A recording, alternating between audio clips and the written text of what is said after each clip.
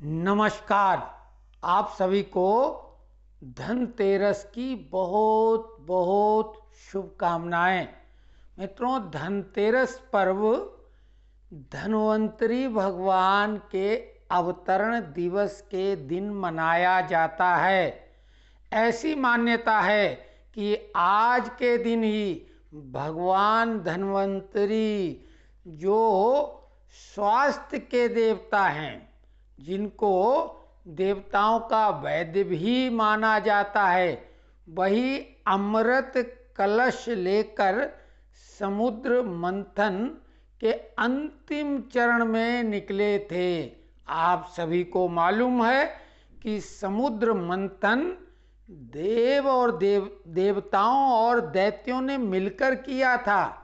दोनों एक दूसरे के धुर विरोधी, लेकिन समुद्र मंथन में दोनों क्यों एक हुए, कैसे हुआ, वो संक्षेप में कहानी बाद में बता देते हैं। सबसे महत्वपूर्ण वो बात जो सभी को मालूम होना चाहिए, समुद्र मंथन से 14 रत्न निकले, ये सभी जानते हैं, लेकिन उनके नाम क्या थे और वो याद कैसे रखे जाएं। सामान्यतः 14 रत्न याद भी कर लेंगे तो बताते समय एक दो आप भूल सकते हैं, तो हम एक सरल तरीका भी बताने जा रहे हैं। वो 14 रत्न थे: श्री मणि रंभा बारुणी अमीय शंख गजराज धनु धन्वंतरी धेनु शशि कल्प वृक्ष विष बाज। बाज मतलब घोड़ा। लेकिन इनके सबके नाम हम आपको बता देते हैं। ये तो श्लोक अगर आप नोट करके याद कर लेंगे तो 14 के 14 रत्न आपको कंठस्थ हो जाएंगे। अब जो सबसे पहले निकला था वो हलाहल विष, जिसको कालकूट विष के नाम से जाना जाता है। तीव्रता इतनी भयानक कि देव और दैत्य दोनों की स्थिति बेहद खराब हो गई, बेसुध हो गए।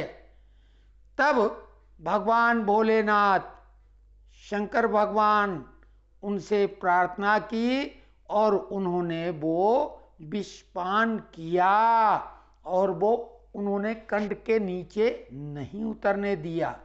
विष के प्रकोप से उनका कंठ नीला पड़ गया और इसीलिए उनको नीलकंठ भगवान भी कहा जाता है।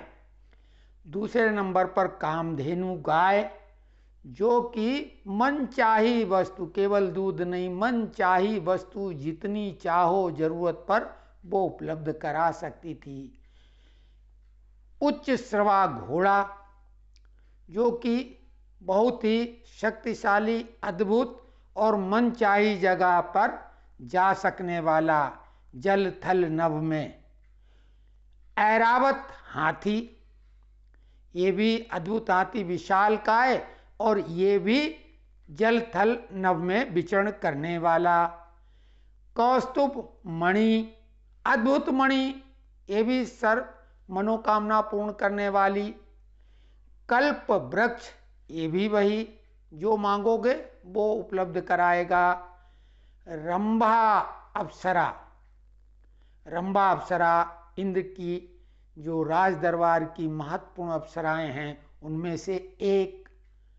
लक्ष्मी जी, जिसके लिए अभी दीपावली का पूजन करेंगे और सभी लोग लगे हैं लक्ष्मी के लिए, तो श्री प्रिया, लक्ष्मी, विष्णु प्रिया, जो भी, श्री भी लक्ष्मी जी का ही नाम है, तो श्री लक्ष्मी जी का भी अवतरण समुद्र मंथन में हुआ। बारुणी, बारुणी मतलब शराब, विशेष बिल्कुल विशुद्ध शराब, और ये भी समुद्र मंथन से निकली। चंद्रमा, चंद्रमा भी समुद्र मंथन से निकला, लक्ष्मी जी के भाई लगते हैं। और विष के ताप को कम करने के लिए चंद्रमा शीतलता प्रदान करने वाला है, तो भोलेनाथ ने उसको अपने सर पे धारण कर लिया, तो चंद्रधर भी वो कहलाते हैं। पांचजन्य शंख, जो विष्णु भगवान का शंख है वही है, ये समुद्र मंथन से निकला था। और उनका धनुष भी सारंग धनुष, ये भी समुद्र मंथन से निकला था। जैसा कि बोला धन्वंतरी वैद्य आज के दिन अमृत कलश को लेके निकले थे। तो ये 14 के 14 रत्नों के नाम हैं। आज के दिन इनका जानना आप सभी के लिए हमें लगा आवश्यक है। अब आती है बात कि ये समुद्र मंथन क्यों हुआ था। दैत्यों के राजा बलि, जो कि प्रहलाद के बेटे थे, विरोचन प्रहलाद का बेटा, उनका बेटा बलि। और बलि इतने शक्तिशाली दैत्य थे, हालांकि अनाचारी दुराचारी नहीं, नियम धर्म को मानने वाले एक ऐसे दैत्य जिनको पूजा पाठ करते समय आज सबसे पहले याद किया जाता है। जो रक्षा सूत्र बांधने का मंत्र है उसमें बलि का नाम लेना अनिवार्य ही होता। वो रक्षा सूत्र के मंत्र में बलि राजा का नाम है। तो ये बलि राजा के लिए ही 52 अवतार लेके भगवान विष्णु ने इनका पूरा, जो चूंकि इन्होंने तीनों लोक जीत लिए थे, तो बलि राजा दैत्यों के राजा थे, बेहद शक्तिशाली थे। देवता इनसे हार चुके थे, देवताओं को अपनी जान बचाना मुश्किल हो गया। दैत्यों के गुरु शुक्राचार्य संजीवनी विद्या जानते थे। अगर कोई दैत्य की युद्ध क्षेत्र में मृत्यु होती थी तो वो अपनी संजीवनी विद्या से जीवित कर लिया करते थे। लेकिन देवताओं के पास ऐसा कोई, बृहस्पति गुरु उनके समकक्ष अवश्य थे, लेकिन उनके पास वो विद्या नहीं थी। पहले योजना बनाई गई कि बृहस्पति के सुपुत्र कच बेहद योग्य, बहुत ही सुंदर, रूपवान, अक्लमंद थे, उनको शुक्राचार्य के पास संजीवनी विद्या का मंत्र सीखने के लिए भेजा गया और उन्होंने वहाँ सीखा। लेकिन उनकी देवयानी पुत्री उनके प्रति आकर्षित हो गई थी। वो एक अलग कहानी है, हम बाद में बता देंगे आपको, नहीं तो ये वीडियो लंबा हो जाएगा। तो वहाँ पे देवयानी ने कच को श्राप दे दिया था विद्या सीखने के बाद कि ये विद्या आपकी नहीं काम आने वाली, ये भूल जाओगे आप। तो इसके बाद देवताओं ने विष्णु भगवान से प्रार्थना की, जाके उन्होंने बताया समुद्र मंथन करो, उससे अमृत प्राप्त होगा और उसको पी के अमृत को प्राप्त कर लोगे, शक्तिशाली भी हो जाओगे, तब दैत्यों को तुम हरा लोगे।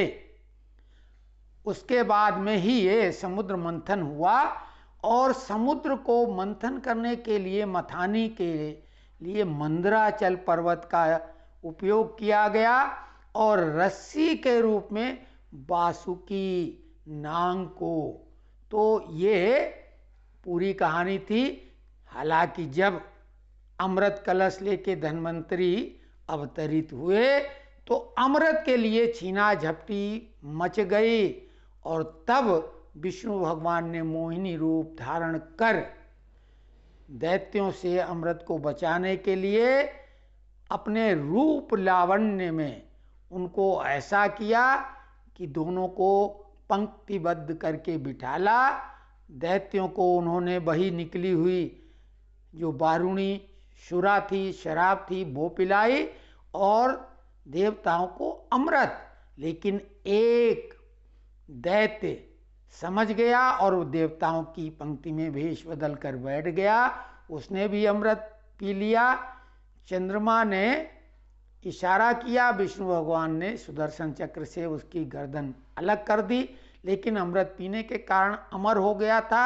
राहु केतु वो दो हो गए, राहु धड़, केतु सर, और चंद्र ग्रहण सूर्य ग्रहण में जो ये एक मिथक है कि वही ग्रसते हैं। तो ये तो एक अलग बात हो गई, लेकिन ये 14 रत्न समुद्र मंथन से निकले थे, ये हमने आपको बता दिया। पुनः वो श्लोक दोहरा देते हैं, श्री मणि रंभा बारुणी अमीय शंख गजराज धनु धन्वंतरी धेनु शशि कल्प वृक्ष विषबाज।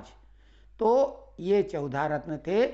आप सभी को मनोवांछित रत्न समान जो भी आपकी इच्छा वाली वस्तुएं हैं, श्री प्रभु आपको वो प्रदान करें।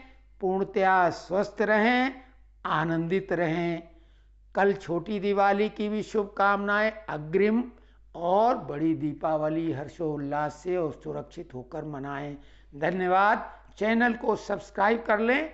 अगली कहानी कश देवयानी की भी बताएंगे, क्योंकि उसका यहाँ पे हमने जिक्र किया था, तो वो कहानी बताएंगे। वो बहुत ही रोचक है।